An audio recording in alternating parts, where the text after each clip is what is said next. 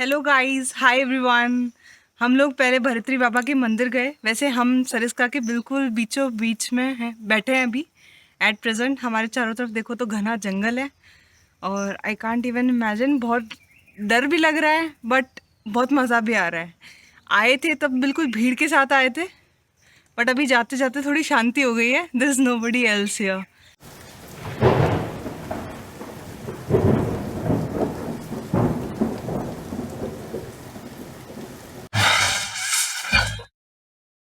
Hello guys and welcome back to our channel and thank you for all the love and support that you have shown us so far। Rajasthan में monsoon अभी एकदम अपने खुमार पे है और आज का दिन बहुत ही सुहाना है। तो हमने आज डिसाइड किया है हम जाएंगे Sariska tiger reserve. Sariska tiger reserve Jaipur से अराउंड 120 से 130 किलोमीटर ही दूर है। सरिस्का जाने के लिए दो गेट आते हैं। एक गेट का नाम है सरिस्का मेन गेट और दूसरा जो गेट है उसका नाम है तहला गेट। तहला गेट से अगर आपको एंट्री करनी है तो आपको दौसा हाईवे से होते हुए भानगढ़ के बाद सरिस्का में एंट्री मिलती है। अगर आपने भानगढ़ के ऊपर हमारा वीडियो नहीं देखा है तो आई बटन पे क्लिक करके उसके बारे में आप सारी डिटेल्स देख सकते हैं। क्योंकि हमने भानगढ़ फोर्ट पहले ही कवर कर लिया था इसलिए हम दूसरे रास्ते से शाहपुरा होते हुए मेन सरिस्का गेट से एंटर हो रहे हैं। सरिस्का गेट से बस 5 ही किलोमीटर दूर भरतरी बाबा का मंदिर है। पहले हम आपको वहां लेके चलते हैं। भरतरी धाम बहुत ही प्रसिद्ध धाम है। यहाँ भरतरी बाबा की समाधि है और प्राचीन गुफा भी है। यहाँ पर भरतरी बाबा का मेला भी लगता है। भरतरी बाबा की कथा कुछ इस प्रकार है। एक समय श्री गोरखनाथ जी अपने शिष्यों के साथ भ्रमण करते हुए उज्जैन के राजा श्री भरतरी महाराज के दरबार में पहुँचे। राजा भरतरी ने गुरु गोरखनाथ जी का भव्य स्वागत और अपार सेवा की। राजा की सेवा से श्री गोरखनाथ जी अति प्रसन्न हुए। गोरखनाथ जी जब अपने शिष्यों के साथ जाने लगे तो राजा ने उनको श्रद्धापूर्ण नमन और प्रणाम किया। गोरखनाथ उनके अभिवादन से बहुत ही गदगद हो गए।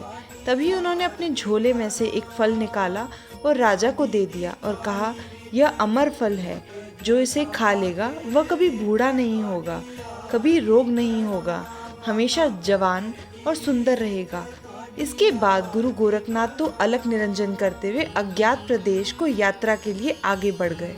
उनके जाने के बाद राजा ने अमर फल को एकटक देखा।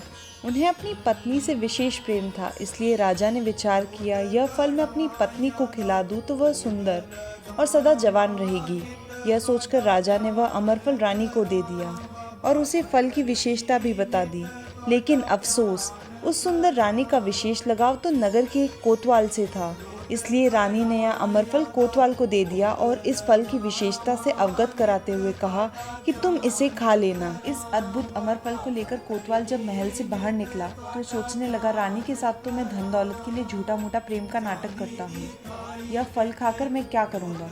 कोतवाल ने सोचा कि मैं अपनी परम मित्र राज नर्तकी को अपना यह फल दे देता हूँ। नर्तकी ने सोचा कि ऐसा पापी लंबा जीवन कौन जीना चाहता है, और वह अपना फल राज्य के राजा को दे देती है और कहती है, महाराज आप इसे खा लेना क्योंकि आपका जीवन हमारे लिए अनमोल है।